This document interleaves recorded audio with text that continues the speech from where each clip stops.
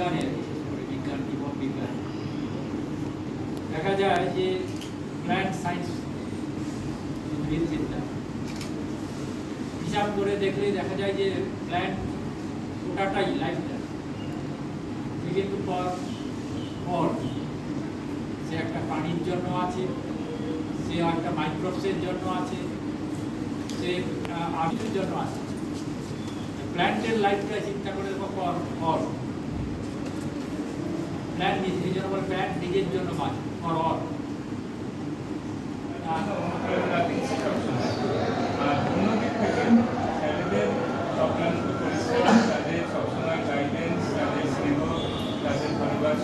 তোমাদেরও যে শক্তি বৃদ্ধি হচ্ছে সেটাও আমরা দেখতে পাচ্ছি, কারণ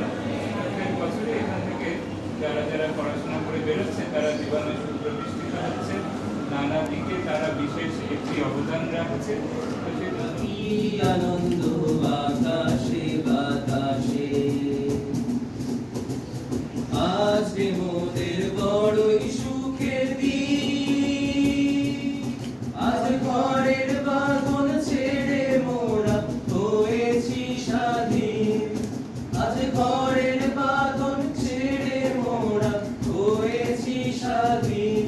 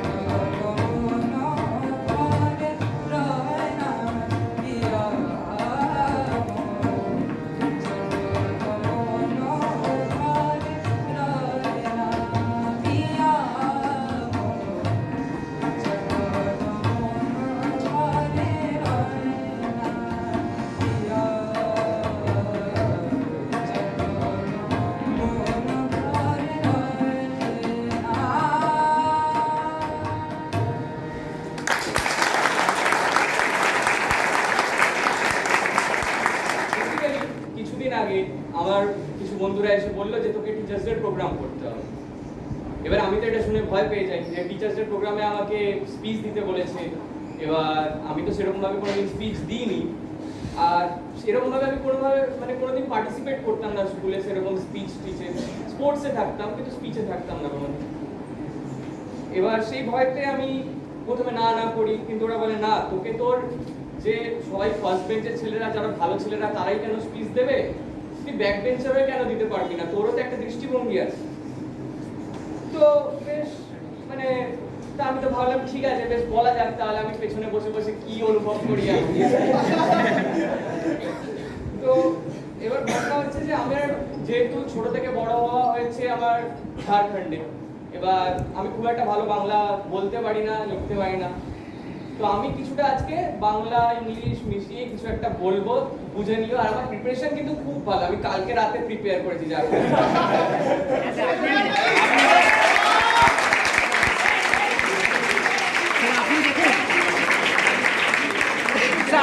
দেখুন আপনি বলুন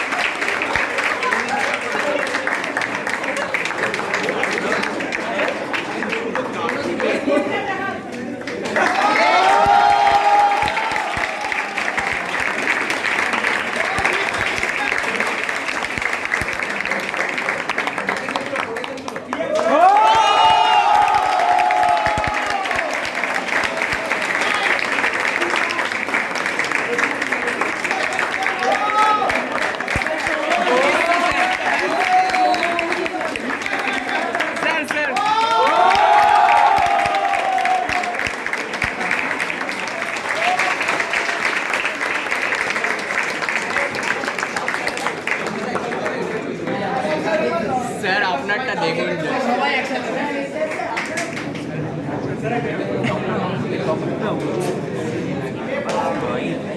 তখন ওটা ছিল আমরা এক কাটতাম যেমন আন্দামান এইসব ছোটোখাটো জ্যান্স থেকেই সেই মতো যে স্যার একটু ব্যবস্থা করতে পারি আমরা যেমন ঠিক আছে এবার আমরা সেই মতো দৌড়ঝাঁপ করে তোমার এই কী বলে কর্পোরেশন যেটা যে টাকা ভ্যাকসিনেশন নিয়ে সমস্ত ব্যবস্থা যেমন করলাম তারপর আমাদের যাত্রা শুরু হলো 15ই জানুয়ারি 79 না 78 15ই জানুয়ারি আমরা যাত্রা শুরু করি আর যাওয়ার টিকিটটা পেয়েছিলাম আমরা কলকাতার জাহাজ এমনি আন্দামান ওই জাহাজটার স্পিডটা কম আর ফেরার যে টিকিটটা পেয়েছিলাম সেটা হর্ষবর্ধন সেটা বোম্বেটা তার স্পিডটা বেশি তা যাই হোক এমনি আন্দামান ট্রেনের ছাড়লো 15 জানুয়ারি রাত 12টায় ছাড়বার টাইম তা বাবা আমাকে সেই মতো লাগেজ ফাগেজ দিয়ে আমাকে 8টার সময় সিঙ্গুর ডকে পৌঁছে দিয়ে চলে গেল পরে সেদিন 16ই জানুয়ারি পর স্পিডটা কম করে আমাদের পৌঁছতে 20 জানুয়ারি সকালবেলা উঠে দেখি আচ্ছা জিনিসগুলো দেখা যাচ্ছে তা আমরা দেখবো বইগুলো করে গেল করে 9টা নাগাদ আমরা পৌঁছলাম তাই আন্দামানে এক্সকারশনেও আমার অনেক কিছু জানা হয়েছে কারণ কি এগুলি এখানকার বীজগুলো খুব ডিস্টার্ব অনেক কিছু পাওয়া যায় এমন কিছু আনকমন জিনিস পেয়েছি যেগুলো মানে মনে রাখা যায় যেমন ধরো তোমরা কিউকাম্বার একটা থলির মতো স্যাটেলাইট বডি কিন্তু ওখানে আমরা পেয়েছি লম্বা শাকের মুখের দিকে ওনার টেন্টাকেলগুলো দেখে আমরা শিখতে পেরেছি যেটা পাটনা ঘাসের একটা ছবি আছে ওই ছবিটা আমরা দেখে মাথায় কিউকাম্বার তারপর অক্টোপাস অক্টোপাস আপনাদের মধ্যে কি আছে ছোট সাইজের অক্টোপাস আমি আমরা ছোটবেলা থেকে আমাদের স্কুল প্রথমেই মনে পড়ে বাড়ির কথা বাড়ির পরেই মনে পড়ে প্রাইমারি স্কুল কারণ শিক্ষার বুনিয়াদ ওখানেই তৈরি এবং আমার মনে হয় আমাদের প্রত্যেকেরই তোমাদেরও এবং আমাদের প্রত্যেকেরই প্রাইমারি স্কুলেই বুনিয়াদ তৈরি হয়েছে তারপরে যেটা আপার প্রাইমারি সেকেন্ডারি ওই স্কুলগুলো মাধ্যমিক উচ্চ মাধ্যমিক ওইখানেই আমাদের মেন স্ট্রাকচার বিদ্যালয় বিশ্ববিদ্যালয়ে আমরা সেটাতে একটু হ্রাস করি এখন আমাদের স্কুলে যেটা আমি দেখতাম সেটা হচ্ছে যে এখন তো ছোটবেলাতেও দেখতাম প্রথমে যারা দিদিমণিরা ছিলেন পরে মাস্টারমশাইরাও ছিলেন 5-6 অব্দি অ্যাক্টিভিটিস আমি দেখেছি গল্প বলার ক্লাস না আবার কিছু কিছু সময় ছাত্রদেরকেও বলতে তোরা কে পারবি গল্প বলতে পারবি উঠে এসে গল্প বল এবং আমরা ওই গল্প বলার লোভে ওই রূপকথার গল্প কিনে বা আরেকটু বড় হলে আরেকটু অন্য ধরনের গল্প কিনে একটু গোয়েন্দা গল্প কিনে একটু ভূতের গল্প কিনে বেশি করে গল্প কিনে ওই গল্পগুলো মুখস্থ করে আসতাম যাতে গল্প বলাটা আমরা বলতে পারি আর কি এবং ওইটাই আমাদের কাছে একটা বিশাল গর্বের ব্যাপার ছিল মানে খুব আনন্দের ব্যাপার যে আমি দুটো গল্প তোর থেকে ভালো জানি এইটা তখন বুঝলাম না যে ওটাও একটা লার্নিং প্রসেস আসলে শিক্ষা লার্নিং টিচিং এটা একটা ধারাবাহিক প্রসেস আমি যে এখন একটা প্রশ্ন করি তোমাকে আমাকে কেউ পারবে না আমরা অনেকে পারবে প্রশ্ন তো রোজই করি আজকে আবার করি টু ক্যারেক্টারাইজ দিস সেন্স এটা কিন্তু লং টার্ম মেমোরিতে কনভার্সন হয়নি এটা শর্ট টার্ম মেমোরি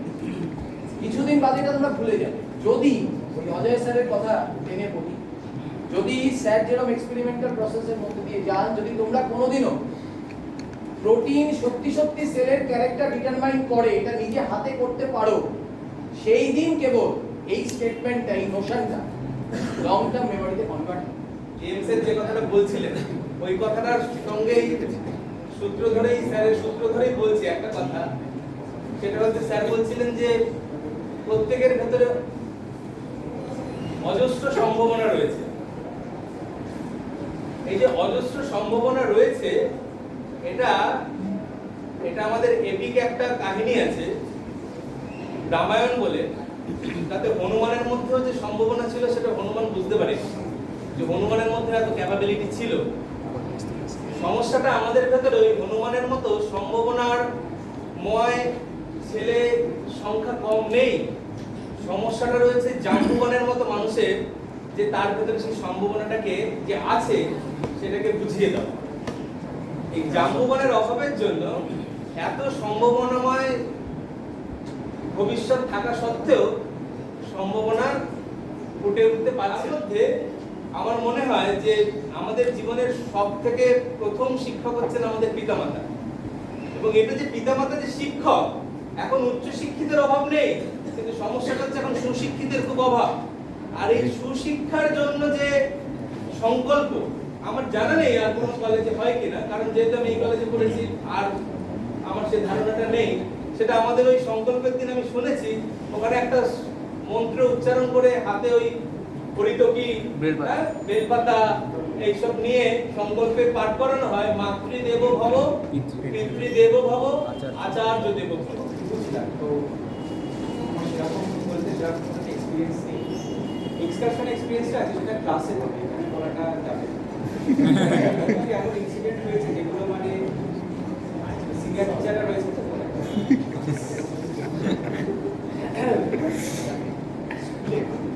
স্কুলেরটা একটা মনে পড়েছে যে আমাদের সায়েন্সের যে ব্যাচটা ছিল, কমার্স সায়েন্স আলাদা থাকে, সেখানে কয়েকটা খুব মানে উচ্চমানের বদমাইশ ছিল, উচ্চমানের বদমাইশ। তারা কি করেছে, কেমিস্ট্রি প্র্যাকটিক্যাল পড়ার সময় সালফিউরিক অ্যাসিড ফেলে দিয়েছে জানলা এবং নিচে দিয়ে একদম কেমিস্ট্রি সেট আছে। এইটা নিয়ে সে কি ঝামেলা তাদেরকে বলা আছে। এবার যেহেতু আমি ওই ব্যাচে ছিলাম, আমি কিছু করি স্যারদেরকে সবাইকে শ্রদ্ধা জানাই, তোমাদেরকেও শ্রদ্ধাই জানাই। কারণ আমি এখনো নিজেকে মনে করি মানে এটা আমার স্বীকারোক্তি বলতে পারো, এবং এটা ভাবতে পারো যে আমি তোমাদের কেন বলছি তার কারণ আমি যখন আগের কলেজে ছিলাম আমি নিজে ফিল করি যে আগের কলেজে যখন ছিলাম তার যে আমার অ্যাক্টিভিটিস ছিল এবং এখানে আসার পরে আমার যে অ্যাক্টিভিটিস চেঞ্জ হয়েছে মানে শিফটিং যাকে বলি, সেটা আমার কাছে একটা পাওয়া। এবং সেই পাওয়াটা কীভাবে মানে আমি প্রথমেই পাওয়া যদি বলি, আমাকে না প্রথমে একদিন বোধিসত্ত্ব মহারাজ বলেন যে ওই আমাদের বিএসসি 2C পেপার ছিল, তো আমার রিসার্চের জন্য হয়তো বায়োইনফরমেটিক্সের আমি কাজ করেছি, বেশ কিছু কাজ করেছি, কিন্তু আমাকে বলা হলো যে প্রজেক্টটা অনলাইনে করাতে হবে, তো বায়োইনফরমেটিক্সই করাতে হবে। তো এবং সেটাও জানতে পারিনি, সেটা আমার এক সেই ঘরশত্রু বিভীষণ থাকে সেরকম যদি বলি, আমার সিনিয়র দাদা এখানে মাইক্রোবায়োলজি ডিপার্টমেন্টে আছেন, বিভা স্যার। তো উনি ওনাদের ডিপার্টমেন্টের 3 জনকে আমার কাছে ইন্টার্নশিপে পাঠিয়েছিল অনলাইনে, বায়োইনফরমেটিক্সের ইন্টার্নশিপ। তো এবার জানার পরে যখন ওদের ইন্টার্নশিপ হয়েও গেল, ভালোভাবে করলো ওরা, তারপর আমাকে যেটা হলো বোধিসত্ত্ব মহারাজ এদিকে জেনে গেল যে আমি বায়োইনফরমেটিক্সের কাজটা কিছু জানি বা বায়োইনফরমেটিক্সের এগুলো পড়াতে পারি। তখন বাইরে থেকে একজন আসতেন পড়াতে, তো হ্যাঁ কলেজ ইউনিভার্সিটি, তো আমাকে বললেন যে ইন্টারনাল টিচার হলেই ভালো হয়, তুমি দেখো তুমি কি এটা করতে হবে। এবার আমি না বলাটা অভ্যাস নেই, তো না বলা অভ্যাস নেই, বললাম ঠিক আছে হবে। তো পড়ানো আর পড়া এক জিনিস নয়, ভালো করে বুঝবে। তো সেক্ষেত্রে আমার করতে হলো, পড়ানোর জন্য নিজেকে তৈরি করতে হলো, তাহলে আমার শিক্ষা হলো, মানে আমি কিছু শিক্ষা নিলাম তোমাদের জন্যই, এটা তোমরাই আমাকে মানে আরো অ্যাডভান্স শিক্ষা নেওয়ার জন্য আর কি মিডিয়েটার হিসেবে, মানে যদি বলি আমি তোমাদের একটা রিয়েজেন্ট হিসেবে কাজ করছো, তো সেই ক্ষেত্রে সেটাই করছো।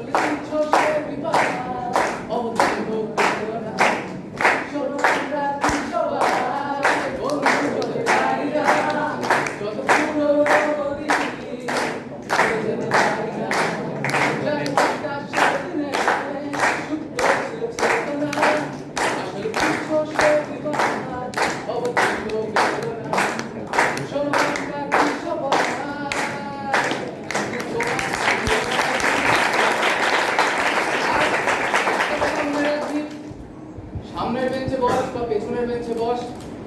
কম মার্কস পা কি বেশি মার্কস পা ম্যাটার করে না, শুধু একটা জিনিস ম্যাটার করে, জীবনে কোনোদিন শীত দ্বারাটা বেচতে দিবি না।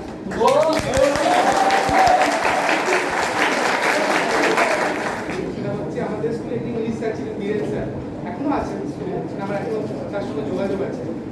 তো তিনি আমায় এখনো অনেক ইন্সপায়ার করেন।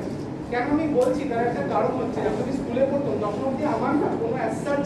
পড়াশোনার বাইরে অ্যাজ কোনো লাইফ ছিল না। আমি তো ছবি আঁকতাম, সেটাও শখে, যেরকম বাথরুম সিঙ্গার হয় সেরকম নিজেই ঘরে ছবি আঁকতাম, ক্লাস করে শিখিনি, আবৃত্তিও শিখিনি। তো আমার তখন এক কোনো হবি ছিল। তো আমাদের ক্লাসে স্যার যেরকম বলে যে গল্প বলা, আমাদের ক্লাসে যখন আর কি মাঝে মাঝে ক্লাসে কি হবে, তখন ক্লাস হতো না, তখন স্যাররা কি করতেন না কুইজ করাতেন, সবাই কোয়েশ্চেন করে আসতো, থ্রো করতো। আর আমরা যারা একটুখানি ধরো পড়াশোনার দিকে আর কি সামনের দিকে বসতাম, তো আমরা ব্যাপারটা খুব মানে ইনোভেটিভ হয়ে দেখছিলাম যে ঠিক আছে আমরাও প্রশ্ন বানিয়ে আনছি। তো এইভাবে আমরা আর কি কুইজ জিনিসটাতে ইন্টারেস্টেড হলাম। কারণ স্কুলের প্রথম একটা কুইজ হয়েছিল ক্লাস 7-8 নাগাদ, ওটা আমি প্রথম বসি, মানে প্রথম এক্সপোজ, এর আগে অনেক বাইরে যাওয়ার সুযোগ যাইনি স্কুলের মধ্যে, তো সেটা আমরা ফার্স্ট হয়েছিলাম। তারপর থেকে সেটা ছিল 2006, আজকে 2025, অলমোস্ট 20 ইয়ার্স আমি একদম ডিরেক্টলি কুইজিংয়ের সঙ্গে যুক্ত। ঘোষণা করি যে অনুষ্ঠানটা দারুণ হয়েছে, খুব নতুন নতুন অনুষ্ঠান